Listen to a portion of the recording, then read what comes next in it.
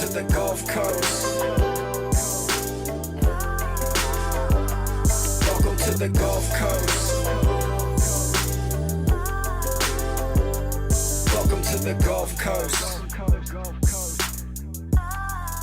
Welcome, guys, to the Gulf Coast Music Podcast. My name is Q Steezy, and today's new wave is Josh. What's up, man? It's fantastic to have you. We got a lot of questions, but first of all, describe your role in the Mobile music scene. Man, been at it for a while. Right. And just before we started rolling, like I started as a rapper. Yeah. Like, oh man, makes me feel old, but it's 2025. Yeah, about 2011 is when I started getting heavy into the scene. Yeah. Just like hitting these open mics and anywhere that I can get my music heard. Right. You know? And through that, I started networking with a lot of these artists and DJs and engineers and stuff like that. So then ventured off to school and then migrated back home. And then Where'd you go to school at? I did a semester at Full Sail. Okay, and they cool. like jacked up my financial aid and I had to come back home. It happens. But I ended up finishing at the Conservatory of Recording Arts and Sciences in Arizona. Nice, man. And did that, moved to Atlanta for a little bit. And For music? oh yeah, I had to have an internship. So Right. like, as part of graduating. Right. So I moved to Atlanta to do that. And It's a great spot. yeah, it's cool. It's kind of oversaturated, but It is very oversaturated. I've spoke with a lot of people about going to Atlanta, and it's kind of seen as the promised land from people from Mobile almost. You know, they're like, I got to go to Atlanta all the time, or one day I'll go to Atlanta. But in your opinion, it's oversaturated. Have you ever seen the other side of that coin, where it's kind of like the yeah, I think the plus side is like the longer you can like stay there and do Yeah. your thing, you'll just bump into somebody. Mm. For instance, like when I got there, I didn't know nobody, you know, Yeah. and I was doing my internship at a studio, but like my day job, Right. the internship wasn't paid. I worked at Guitar Center, nice? and just working at Guitar Center, I met people like Big Tigger and Dauphin. Really? I met Stevie Wonder at Guitar Center. Yeah, it's crazy. You know what I'm saying? So you just like bump into people. How many guitars did he buy? He actually played like some congas and then left. He didn't buy anything. He was just in the Yeah, he neighborhood. was just chilling. Yeah, and yeah, it was weird. But I got some homies that Right. took the Atlanta jump, Right. and one of them being Matt Tastic. I don't know if you're familiar with Matt I'm not Tastic familiar. or not. Yeah. But he was Lil Baby's engineer for a while. He came up under Ron G and myself like a long time ago, and he took that leap of faith. And What do you mean by up under? he was like a trumpet player, wanted to learn how to make beats. And Gotcha. we had a small studio called Roman Empire back in like 2010, 2011, something like that. So he got into engineering and took that leap of faith, and it was a struggle for a while. Yeah. And yeah, he ended up bumping into Baby when he was working at the Underground Mall when it was still around. And Baby wasn't like Lil Baby. He was still a baby. Yeah. And yeah, just did his thing, and but it took him a while. So that's like the other side that you were talking about. Yeah. So just running into somebody. Just running into people. But it's not gonna happen overnight. What's the Underground Mall? I don't think it's there anymore. But Okay, the Underground Mall was You just go like shopping a shopping mall for underground artists. Yeah, it's like a strip mall, I guess. Right. You know, it wasn't. I mean, it was technically, I guess, underground. But you Yeah. like walk down these stairs, and it's just like a strip mall or whatever. But, That's cool. That's cool. yeah, What was your internship like? it was terrible. I actually didn't learn anything about engineering. Oh, So, damn. But I always try to look at like the cup half full. Right. So as an intern, he definitely was looking at us for free labor type deal. But he also made us run his studio. So like the interns are the ones who answered the phones. They did the scheduling. They did Right. the booking, the social media, stuff like that. That's what I took out of it. Right. The facility was cool, but yeah, I didn't learn anything about engineering from that dude. Do you own Dauphin Street Sound? We own the business, myself and Keelan. We own the business. So Gotcha. Jake Peavy owns the building and a lot of Jake Peavy, like right. the big gear, you know. So we just rent from him. I see. And how did you establish that business? Dauphin Street. So long story short, Jake he plays guitar, plays Right. in bands, stuff like that. And when they first built, it used to be Jada Studios back Right. in the day, and Jake needed a building for his foundation. Yeah. And he just happened to love music, and he was playing ball, so he was making like a gajillion a year. You know, What type of ball? He played baseball, Major League Baseball. And he went to Spring Hill, right? No, he went to St. Paul's and he didn't go to college. Damn, dude. Okay, well, I'm thinking of somebody else, but there's some Jake Peavy that. Okay, never mind. Yeah. I mean, Jake, he's like a Cy Young winning 2-time World Series. Because I've heard that name before, man. He's somebody. He's like a Somehow I thought he went to Spring Hill, but he's like an unlockable character now, like MLB The Show. Really? Yeah, he's like he was the man. Super cool guy. damn, I feel like a dumbass. But sorry. So about setting up that business. Yeah, so they, like I said, they had it as a business, and myself and Keelan, we just came in as engineers. Oh, I see. And once Jake like retired from baseball, Right. and then money became a thing. Right. He knows like that's our livelihood. That's what we went to school. That's how we feed our families. Right. Thing. And when COVID hit, Yeah. yeah, it was just one of those convos. Like pretty much everybody left, Yeah. and yeah, we just kind of took over the business to keep People it there. left during COVID. that were working there. Well, it was like right before COVID hit, but yeah. Oh, right before. Because I was, COVID seems like the time when people really got into music. Oh yeah, like it's bad to say, but COVID was like great for us. Right. That's where a lot of our It's stuff. like, shit, we got to be inside now. Yeah. Yeah.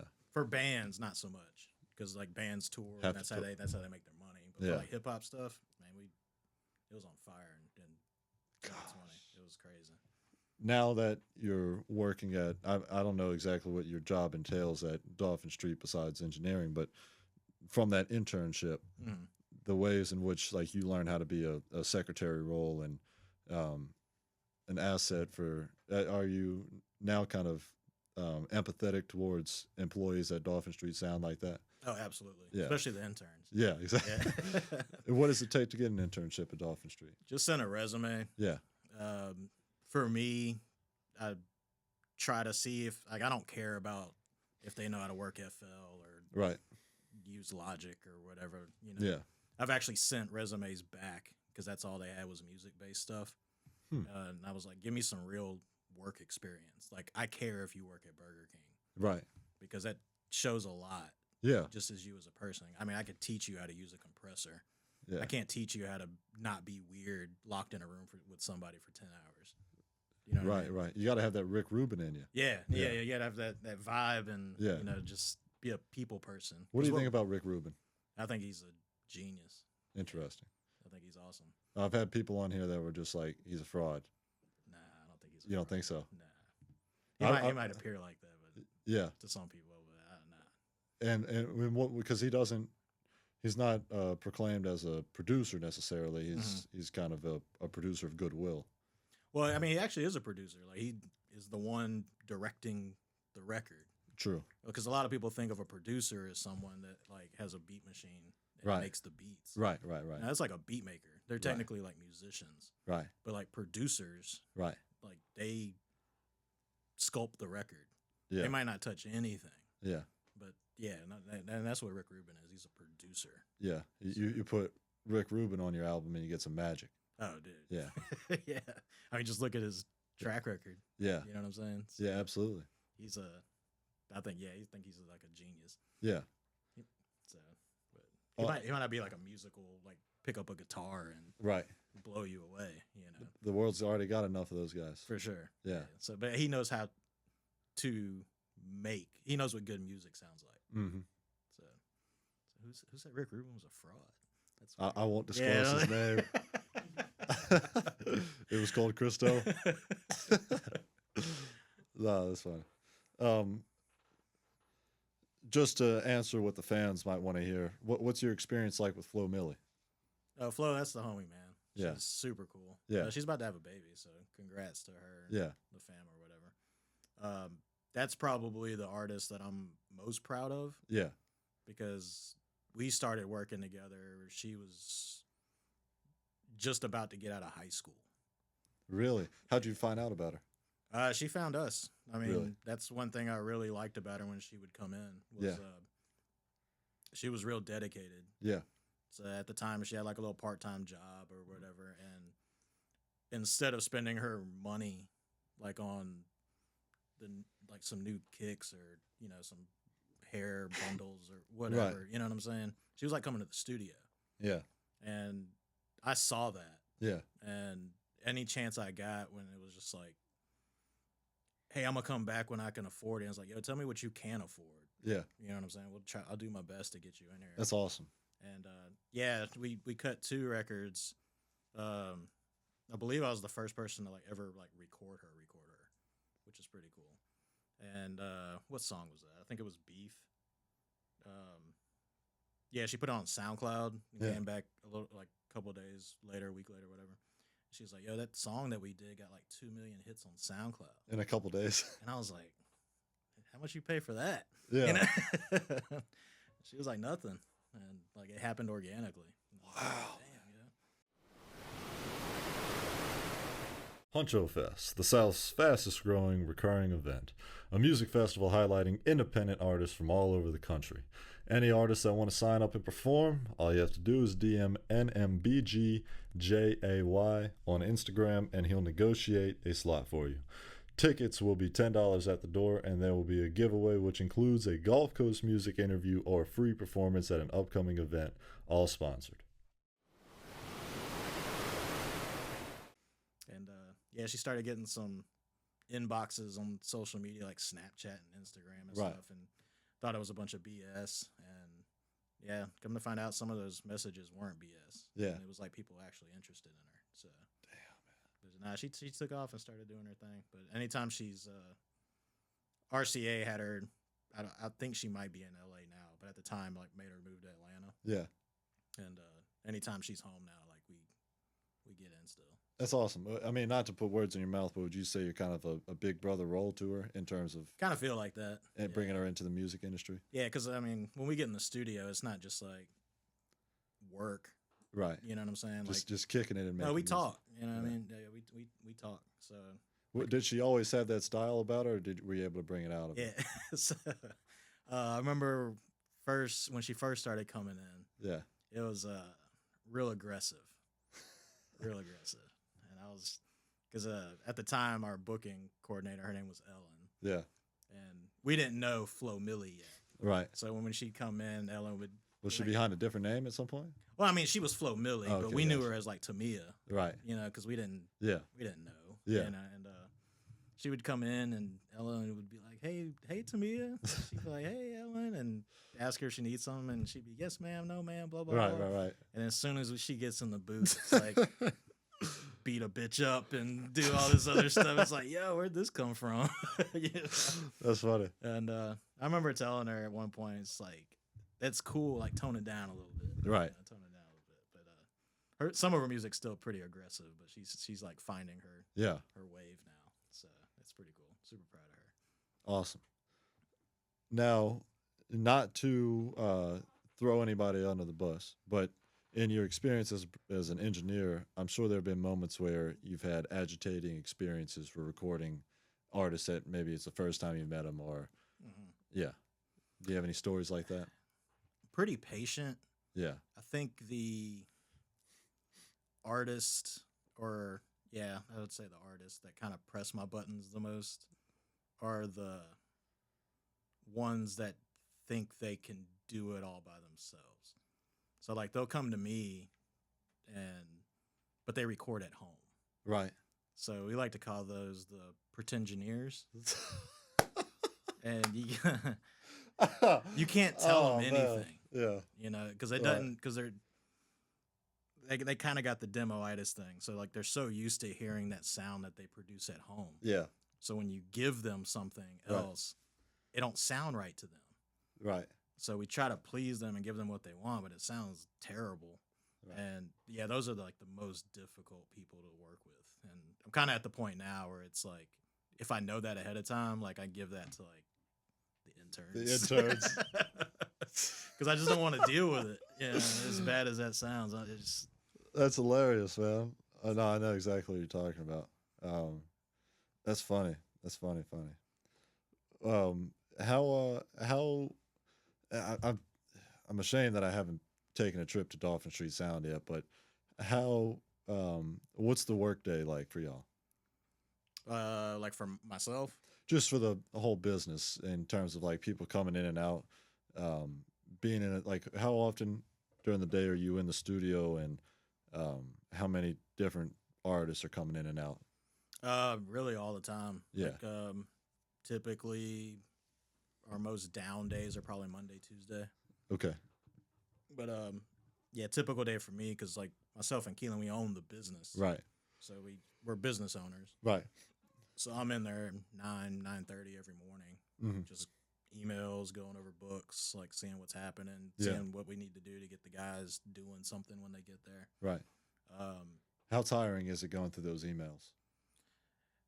if you fall back and let them pile up on you, it sucks. So I try to stay on. I probably check my emails. That's like at least 100 times a day. Like Yeah. I'll be at a red light and check my emails. Yeah. You know, and that's why I tell a lot of people just email me. Yeah. Like people think I might be acting funny if I don't give them my phone number, and it's like I'll see your text message and get busy, Right. forget that you text me. But if you email me, I'll see it. That's good. But no, it's busy. We do our best to keep everybody busy, especially the newer guys. I'm trying to get them up to speed. How many new guys do you have right now? We got 3 that have started to engineer, and we've been throwing sessions to. That's cool. Just knowing it off the bat, like we've had a few clients, not like complain, but definitely had to follow back and fix it for them type Yeah. deal to make the client happy. But yeah, just trying to get them up to speed to Right. perform. Where do you typically get the interns from? They just come to us. But like in terms of, are they coming from like South Alabama or Mobile University or from out of town? Recently, it's just been people just hitting us up. So we used to shy away from that because like the person making music at their house, you know what I mean? They apply for an internship. We bring them in, Yeah. and after 2 weeks, if they're not doing a session, they get discouraged and leave, Yeah. which sucks. But no, we have a pretty sharp group of guys, and 2 of them haven't gone to school, and one of them he actually went to the same school I did. Which in Full Sail? No, in Arizona. Oh, gotcha. Yeah, because I did. They That's invited fun. me back to do some kind of grad panel thing, Yeah. to talk to the students, Met them and and met him, and Yeah. he hit me up and moved he's from Cali and went to school in Arizona and like moved all the way to Mobile to do music. So, and maybe he sees something we don't yet. well, he saw the opportunity. Yeah. Because like any big market, you're Right. gonna either intern and they kick you out, or you're gonna intern for like literally years Yeah. before you get your shot. Yeah. And I told him when I met him, like, the market's small. Like, you'll do like intern work for a little while, but man, I'm trying to put you to work. Yeah. You know, so he took that to heart, and I think he's actually in a session right now. So Nice. it's pretty cool. How late do you guys typically stay out? Like, or in? It really just depends on who books. Yeah. You know, which some people look on Google, and our business hours are on Google. Yeah. And they think that we close at like 6 o'clock, and so they, nah, like we'll work all night if somebody books the time. You know what Right. I'm saying? So Nice. the music don't stop. What's your favorite genre to engineer? I mean, I'm a hip hop head, so I love doing the hip hop stuff. Right. But I mean, Is it tougher, or it has to be tougher to do like live instruments, you know, compressing those? yeah, it's I wouldn't say it's tougher, and just because like there's so much happening. Yeah. You know, I might have 12 to 15 inputs just on a drum kit. Sorry. No, you're good. Let's see. I can put my phone. I heard it beep. Yeah.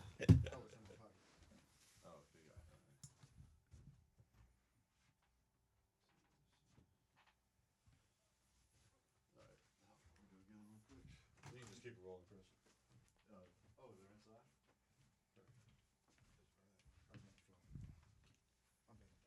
Oh, no worries, no worries. A red key? No, yeah, like Supreme, man. Supreme tag, man. Shit, man. It's alright. I ain't go too far. Let's see. You want me to stop? No, you can keep it rolling. No, no worries, no worries. If you can't find it and you want to double check it, here, just text me.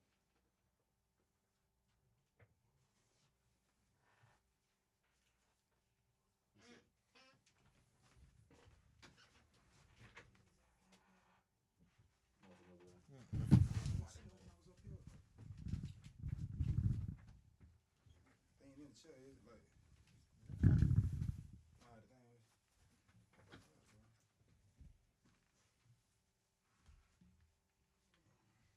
You ain't locking in the car, dude. Nah, I locked the door when I was up here.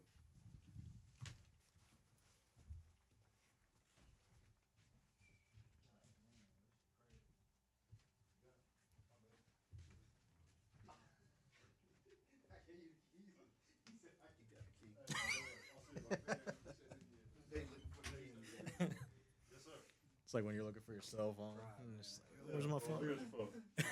Oh yeah. Right. Yeah, fried as fuck. Talking about I'm sober now. Yeah, sorry, I'll just cut that. Oh, that'd be funny to have in the podcast. Where were we exactly? Where were we? Trying to think. Oh, the live instruments. Yeah. It is more difficult than just like a vocal hip hop session. Right. And then we were at the Real Boston Richie concert, which was where I met you, and you said that, oh, this is a walk in the park, Yeah. and what was your role at that concert exactly? The front of house engineer and part production manager, like to make the show go. Gotcha. And what all are you managing exactly? We have to wait for the talent to get there, so hooking up the stage, like making sure everything gets plugged in, doing sound checks, mics, like actually running the show. Did you ever go on tour as a stagehand? No, I always turned it down. Really? Yeah, because I just never really. I got kids. I mean, that's part of it, but at the same time, it's like I didn't want to. I don't know. There's something about being on a bus with like It's crazy. 12 other people like sleeping in a cubby hole. It ain't my thing. Yeah, I don't blame you at all, man. I'd get claustrophobic. My dad doesn't go on cruise ships just because of that. He's just like, I can't. Yeah. That would scare me, just being on a ship, stranded with all these people that I just met. Yeah. It's crazy. I'll do like a one-off or something. What exactly is a one-off? Like if it's like one or two shows, Right. I'll do that. Yeah. That's okay. But like, no, I don't. Yeah, they would have to pay me a lot to do like a 30, 60-day run or something. We had a guy named Carter Phillips on here. Did you know him? Yeah, I know Carter. Yeah, and he was telling us some stories, man. He said there was this midnight shitter, and it was the bus driver who was in a union. I mean, you couldn't have made it up, He was in a union, and he had to get back at the company, and he everybody was asleep, pulled over, and Carter's kind of waking up, and he goes to the bathroom, and then Carter kind of realizes what's up, and the bus driver went to the bathroom with 2 Walmart bags, and then didn't throw the Walmart bags out. He hung them on the door or something, and stunk up the bus. And, yeah, insane stories like that, Yeah, because you can't do that on the bus. You're not supposed to. You're not supposed to, right. And apparently it's like you can get fired for doing that, so. It's one of those unwritten rules. Right. Don't shit on the bus. Right. It's like a thing. Well, where do you see yourself right now in your career? I'm never content. So Yeah. I get, I wouldn't say bored.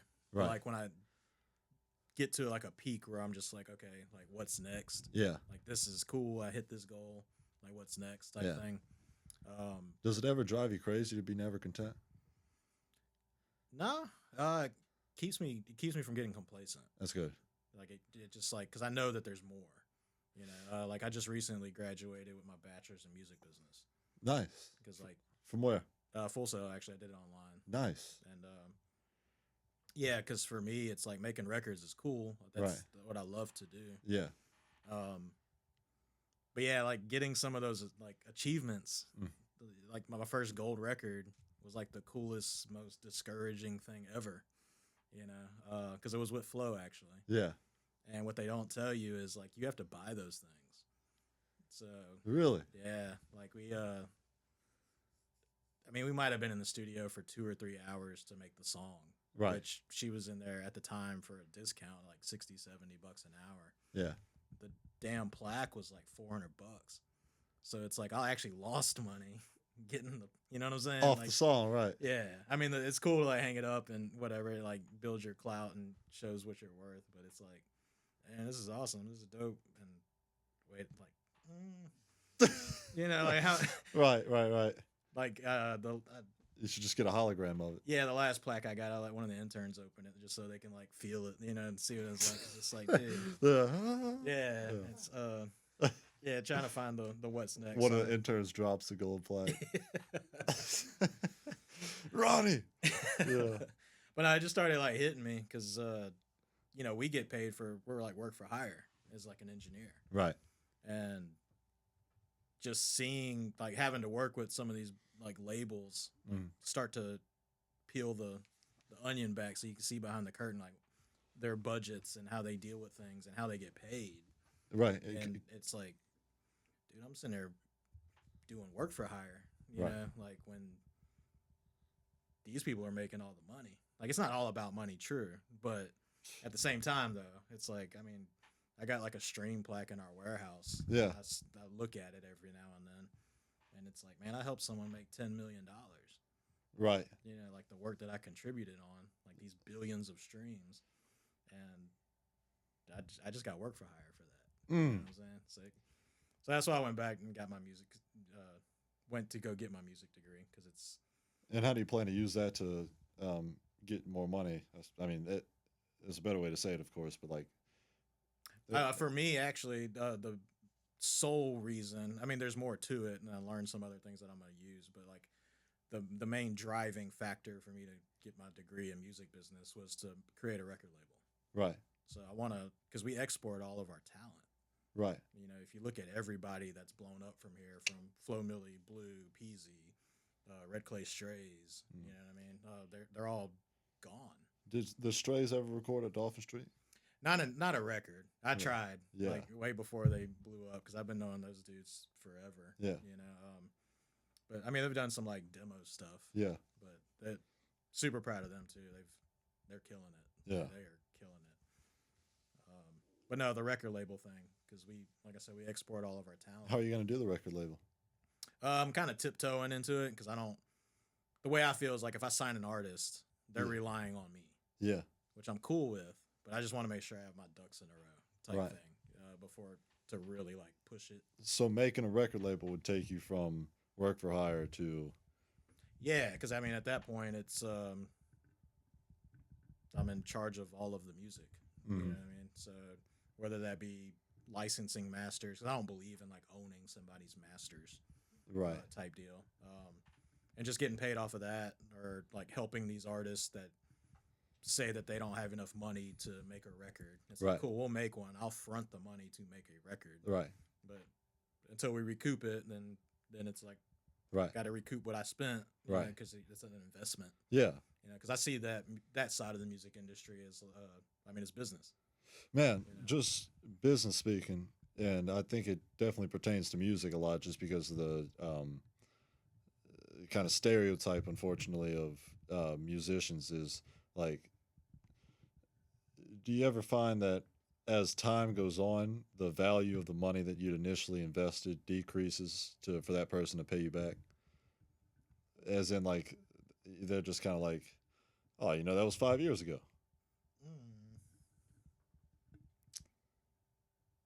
I don't know.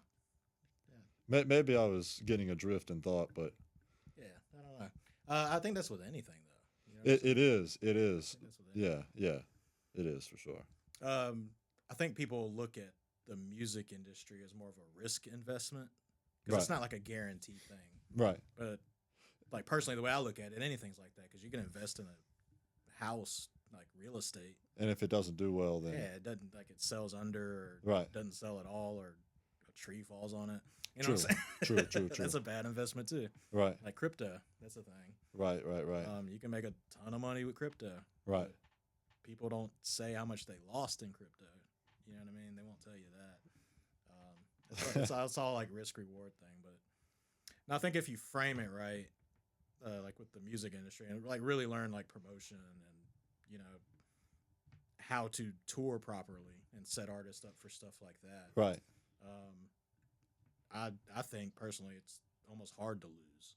You might not win as much as you want, but I don't think. As a record label is what you're saying. Well, a lot of the record labels. I mean, if you go on Sony or UMG's website, whatever, and see their roster, you're gonna Right. see a ton of artists that you've never heard of. Right. For them, it's sad to say, but a lot of those artists are just tax write-offs. Yeah. You know what I mean? Wow. It's like they'll push the Bruno Marses and like the big like the Taylors and stuff like that, but yeah, a lot of those other artists that you've never heard of are just tax write-offs. I can't believe you said it again. That's crazy. And if they come out with like a viral record or like a Right. radio hit or something, then they'll get the push. Right. But I mean, most of those, yeah, it's real deal. Like they'll front $1 million, $2 million advance, knowing they're not going to get that back, so they can just, do their thing on the tax side of things, which kind of sucks. But It's business minded people that couldn't care less about music. right. Yeah. And I tell people that too. Like I don't like those majors. They honestly really don't care about you. Like, it's Right. up to you as an artist to one put out good product, Right. but you're just an investment for them. Right. Right. They're just looking at the numbers and like, wow, this field Yeah, like, has this field has a lot of people that are just like delusional. No, you for know? sure. And any field with this many delusional people must have good money in it. if you come out with that hit, they're gonna put some more money behind you. Right. And I mean, once it's like being a professional athlete. Once you can't put up 25, 30 a game, Right. you're not gonna get that $500 million contract. Yeah. Right.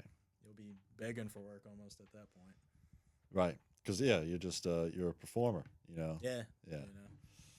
Wow. Well, when it comes to how far into the creating a record label are you? I mean, I got like the LLC and stuff like that, and Oh, yeah. I actually do have 2 artists. One of them is one of my best friends, Yeah. Fed Time. He's been rocking with me Nice. 10 plus years. Right. And the other one, he goes by Lua. His EP's coming out on the 28th. Nice. He's actually performing on the Song for Song thing, not the actual winners. Like, he wasn't part of the original Right. competition, but he's one of the performers at Soul Kitchen. Cool. But On the 30th. yeah, on the 30th. I'll see you there, he'll- man. He'll be performing. Yeah. And I mean, he's only 19. Right. Super cool. I mean, I've been knowing him. It's like my daughter is his cousin type thing. So Gotcha. somewhat like uncle, I guess, if you want to say that. Yeah. But Keep it in the family, man. yeah, man. But he's good. He hadn't quite. I don't think he's like found himself Yeah. yet. But what he's been putting out's been really dope. I kind of told them it's gonna be slow motion because I'm testing a lot of things out. Yeah, man. Just like stick with me. And I told them, like, the goal isn't to make them a superstar. Right. If it happens, great. But initially, before they signed, it was like, if you can make music for a living, is that the goal? Right. Like, if you can make 40, 50K a year just doing music instead of like working at a restaurant or working Right. at the post office, like, would you rather do music? Yeah. And hell yeah, of course, So that's like my initial goal is like to get them to become a full-time musician. Right. To understand how passionate they are about it. For sure. Because they don't understand the backside of it. They just know going to the studio, writing lyrics. Right. It can be fun, but is it a passion? Right. Yeah. Exactly. Exactly. And I'm looking for the passion, Gotcha. Would you say you're passionate in Yeah, music? Yeah, I think so. I just wanted to see like the most confident expression. Like, Yeah, I think so. yeah.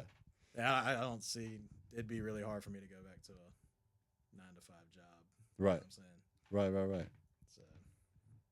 So, Man, I was with this Gulf Coast music platform. Just one of the ideas I'd thrown out was maybe creating a record label and making it. Maybe this is an idiotic idea of right now, just explaining it to the world, but like making like a restaurant type deal out of it. Not a restaurant, obviously, but how restaurants have franchises, uh-huh. and somehow across the Gulf Coast states doing record labels in each state. Mm-hmm. I just want to get your insight on that. That's kind of how the industry's set up, Really? honestly, because there's a big 3. I mean, you got Warner Music, you got Sony, and you got Universal Music Group. Yeah. Everything else is an umbrella up under that. Right. So, like RCA Records, Island Records, Epic, like all these other record labels, are under one of those big three. Gotcha. So it's somewhat similar. Right. Like as a It's like the chip brands underneath Pepsi. yeah, and it's like Yeah. a franchise if you Right. relate it to a restaurant. You know Right. what I'm saying? So it's like Cash Money Universal because Cash Money is under Universal Records, Universal Music Group. Right. You know what I'm saying? So that's kind of like those big three. That's their way of like doing what you're talking about. Mm-hmm. You know, it's just not under the same name type deal. Gotcha. That's really cool. And yeah, I mean, again, that was just an idea that I'd thrown out. How much money does it take to start a record label, do you think? Really, just get your business license and open a bank account. You know what I mean? Right. I think it depends how hard you want to hit the ground running Right. and how much you want to risk to lose. You know what I'm saying? Yeah. Like with Fed Time and Lua, I tell them because they're always itching to get in the studio. Mm-hmm. And I'm like, that's like coming out of my pocket. Right. Like the more we record and don't put nothing out, the longer it's going to take for you guys to get paid. So I try to keep the overhead low, and let's do shows, let's put out records, let's start generating some kind of revenue. Right. Because like I want to be able to pay you guys. I Right. don't want to keep coming out of pocket, and Right.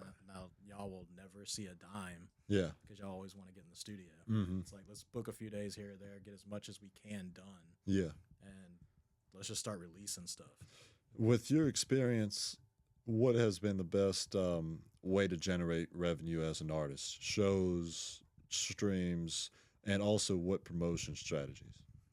Shows and merch, Best ways of revenue? best ways, because like streams, you're not gonna pay anything. Diddly poo. Yeah, the average stream rate is 0.004 cents per stream. It's like what 4,000th of a cent, something like that. It's not even a penny. Oh my God. So like if you're banking on stream revenue, good luck.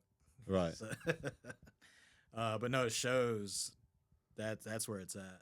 Right. Because even major artists, if they don't have a 360 deal, like Right. that's literally where they make all their money. Right. And merch, Right. you know what I mean? I mean, you could Vista print 100 shirts and pay $200-300 and sell them $20 a piece at your show, you know, and you're making bank doing that. But yeah, shows for sure. That's why you see so many artists tour. Right. That's where they make their money. What's the best way to reach out to a venue in order to get booked there? Ooh, that's a good question. It's sad to say, but it's a lot more difficult for hip hop artists. Yeah, I imagine. It's so much easier for a band or a cover band to book a venue. Especially because nowadays I think hip hop has that stereotype, and maybe rightfully so, that people are rapping over vocals. Not just that, but like the liability that comes with it. Ah, right. Because most people think of a hip hop show as like bonged out, guns everywhere. You know, like it's the stereotype, Yeah. which is sad. Yeah. And, like even working shows, I try not to do that to any of the artists. But no, that's the stereotype. So like if you blindly reach out, or if you're not very well known, trying to book a date in, I don't know, Texas, and you're like from here, and they look up your music, and it's you and the homies by a street sign with, you know, shirts off, guns out, you know, they're like, probably not. You know what I mean? Right. But you could be like the coolest person in the world that actually draws, Right. you know, a crowd. But yeah, it's which is so sad that's the misconception, and I think it comes down to just doing good business, because most of these bands have somebody like a tour manager or Right. booking agent. I mean, they could be like their mom, Right. you know what I'm saying? But they have someone to speak for them Yeah. and like do it right. Right. Like we were in the hallway talking, and Cole Christo. he said he hit up somebody and was like, "Yo." See, he does that to me during the day, and I will throw Cole Christo under the bus. Yeah. It'll just be like, "Hey, Q's Deezy," and it's just like, why don't you just like ask me the question if you actually wanted me to respond to the question? Yeah. But yes, what's the most formal way to reach out to a venue or a booking? Really just having your stuff in order, like Right. especially if you're unknown Right. in that area. Be real professional. Just be like, and don't ask. Mhm. Like if you're trying to book a show in April or something, you know what I'm saying? Like reach out to the venue and just say, hey, I'm trying to get a hold on April 10th, 12th, and 15th. Here's my EPK. Here's our usual draw. We're putting together a small tour. Right. Here's some videos, like demo videos of like our shows Right. type deal. Can't wait to hear from you. You know what I'm saying? That's great. That's great. Hopefully that, because it's all AI generated. Hopefully that is a short that gets generated. 'Cause that was a great response. Now, what if you've got, if you're not confident that there will be a draw in a different state, you know?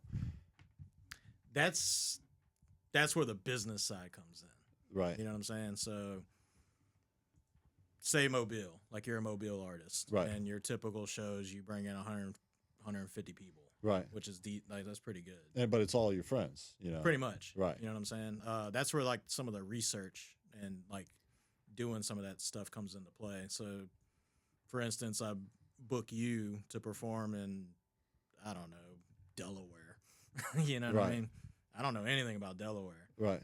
but just start researching like who locally is doing stuff, like who I can find Right. that's actually active.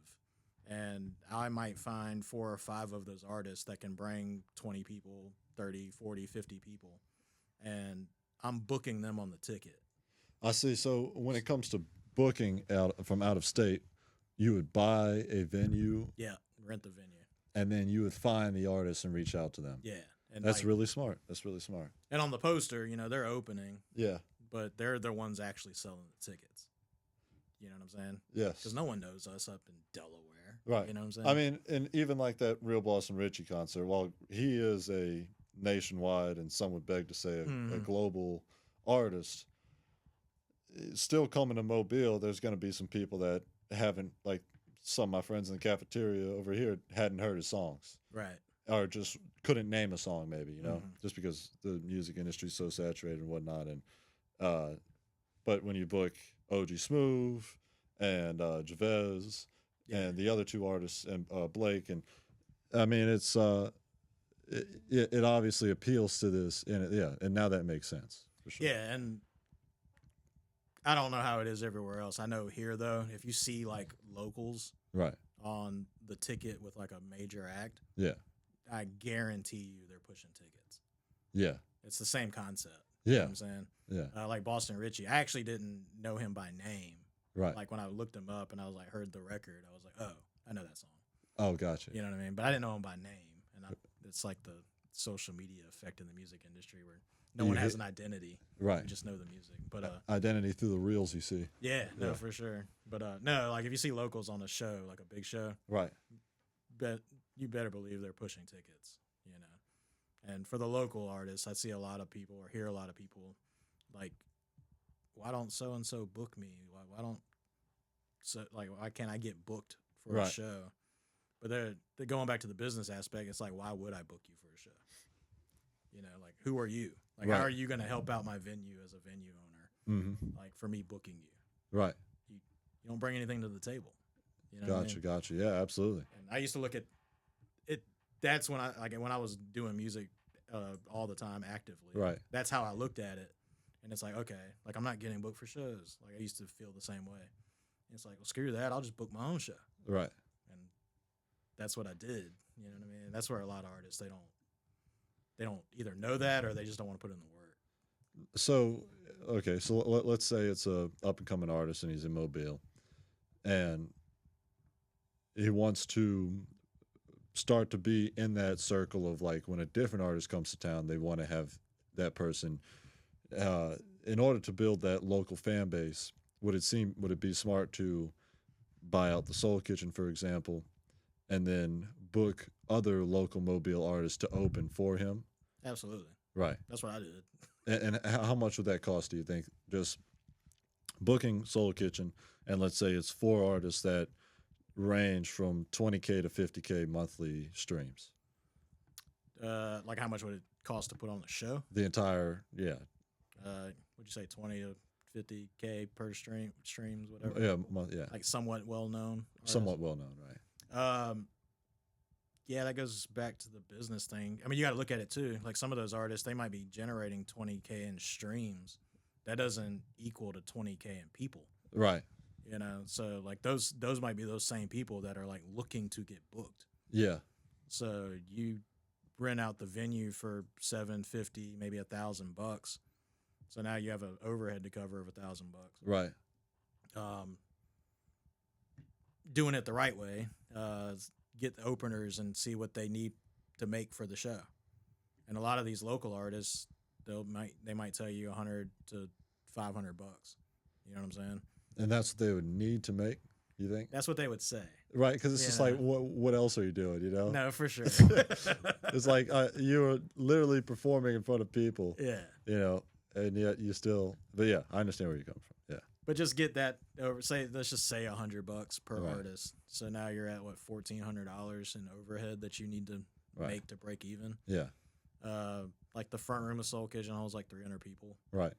And it's obviously cheaper. Yeah. Yeah, and I mean, set your pre-sale ticket prices to cover that overhead. Right. Whatever 1,400 divided by 3 is.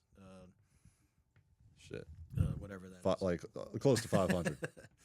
And yeah, just set those ticket prices so like those pre-sale tickets, like make those openers sell tickets Right. just to cover the overhead. So Right. when the show starts, it's like you can either continue to sell pre-sale tickets before the show, Right. or like typically like Soul Kitchen, for example, like you won't get any of the bar, but you can keep all of the door. Mm-hmm. You know, so I mean, if your overhead's covered in pre-sale tickets, anything that comes through the door, you're putting that in your pocket as an artist. You know what I'm saying?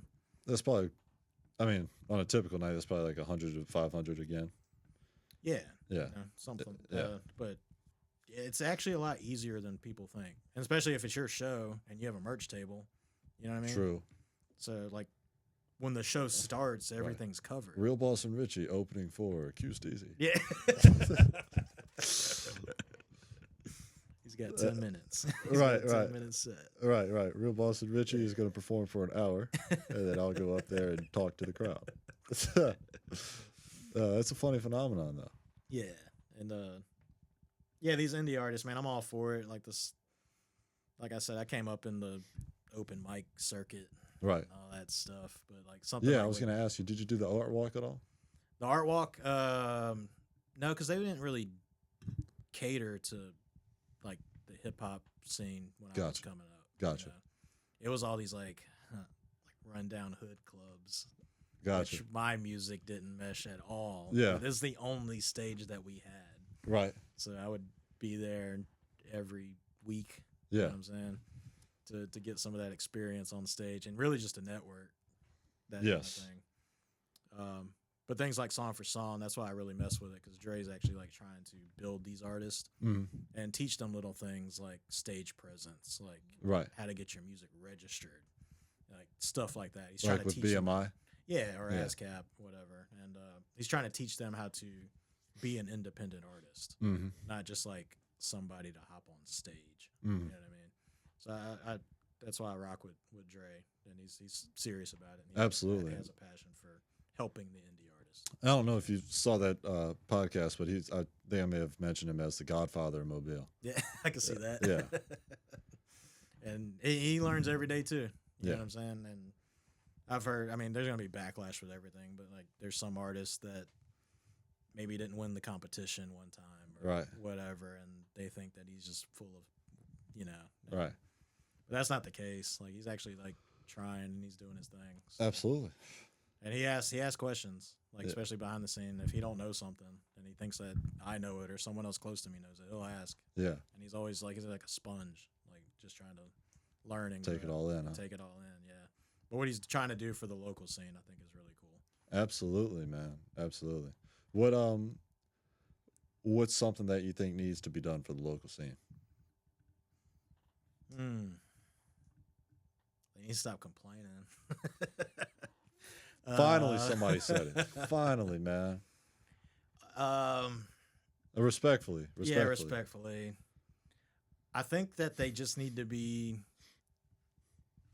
I guess, educated on the business side of things. Yeah. Because they just look at themselves as a singer or an acoustic guitar player or a rapper. And You that know may what I'm have saying? worked back in the day.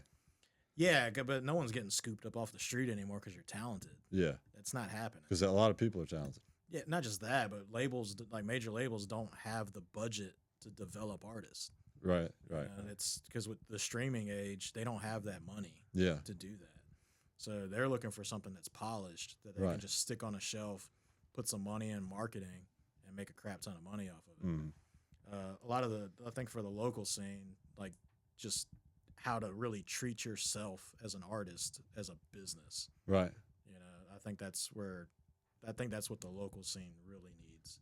Mm, And not to get like stuck in the funnel of being local, right. meaning like you're doing the same show every other week and the same people are showing up, or because you're supporting. Like I'm all for support, but like how many shows am I going to go to? with It's the arrested same- development.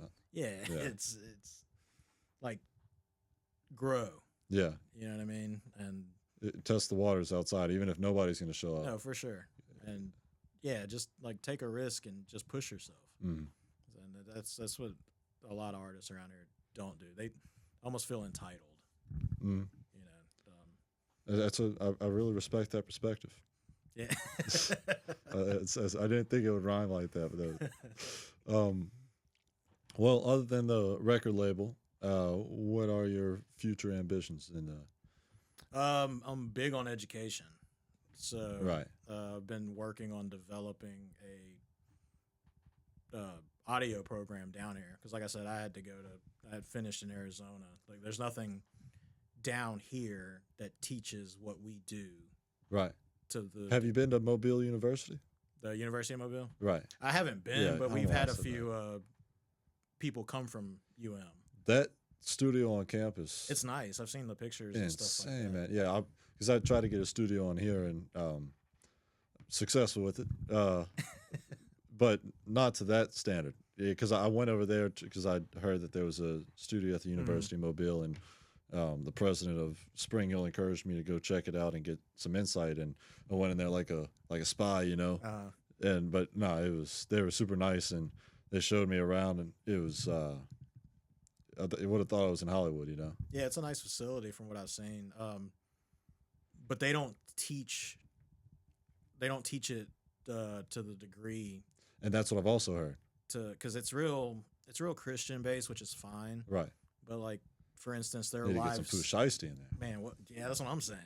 Yeah, like they teach live They need sound. to get some and, 808s in man, there. they need man. to do something. No disrespect, but like some of the people that we gotten from them, like they told us that they learn lighting and sound for like concerts. Right. Come to find out, they're just teaching them how to work like Sunday service. Mm. So when Pooh Shiesty shows up, or you know what I mean, like Young Jeezy shows up, and it's like, yo, come with me. It's like a culture shock. Right. You know, and they don't know how to Right. handle it. They just know how to handle the. That's a waste of money, man. They got insane equipment over there to. Yeah, I mean, I wouldn't say it's a waste of money. I think they just need to broaden their curriculum. Yeah, you that know? too. Yeah. So I'm trying to like create something down here that, Cool. because like I didn't learn just music. Like I learned live sound, learned video game audio, learned post production, forensic audio. That's a thing. Right. Because I think like I've talked to a few colleges down here like trying to create the program, and they don't. I guess they don't see what we do as a real job, which is sad. But some audio guy had to hook up the speaker at McDonald's. Right. You know, Help me out real quick. What's the game that goes do do do do do do do do? What is that? I know Is that the Wii? I think that's Wii. Is yeah. Yeah, it's when the Mii's are walking around bumping into each other. Nostalgia, man. That's nostalgia for you as a Wii. That's crazy. Yeah. It makes me feel old, man. Yeah, no, I knew that the Wii was kind of like a break from the norm when I was like got into social media and people were like, man, those PS2 days, and I was like, what is a PS2? Yeah, like I'm only 36, but that makes me feel really old. I remember buying my first my own PS2 back in the day. yeah, Yeah, it's a long time ago. People went from playing like this, and then randomly, Yeah. somebody had the, the nunchucks. How do we get here? But like that's what I first went into. I was like, oh, this is video games, and then got the controller and didn't know how to act. Now they got like VR and stuff like that. Yeah, it's crazy. It's crazy. Unless there's anything else, it was amazing to have you on. I appreciate it. Thank you for your time. For sure. And yeah, y'all go tap in with Dauphin Street Sound. Yeah, and y'all keep doing what y'all doing. Absolutely. Because that's what I was saying on the way up. I see a lot of people try to do this kind of thing with their platform, and eventually it just fizzles out. I'm gonna keep grinding. I'm trying to find a job over the summer to stay in Mobile with it. So, I've thought about somehow making it in New Orleans, but just the aesthetic of this room is hard to beat. Oh, for sure. Yeah, and just keep going at it. Maybe try to get a gig at a radio station. Really? Yeah, like just because this is cool. Thank you. Know what I'm saying? This is really cool. And, Thank you so much, Josh. Yes, sir. Thank you guys for tuning in to Gulf Coast Music, and also tuning in to Dauphin Street Sound. Welcome to the Gulf Coast. Welcome to the Gulf Coast. Welcome to the Gulf Coast.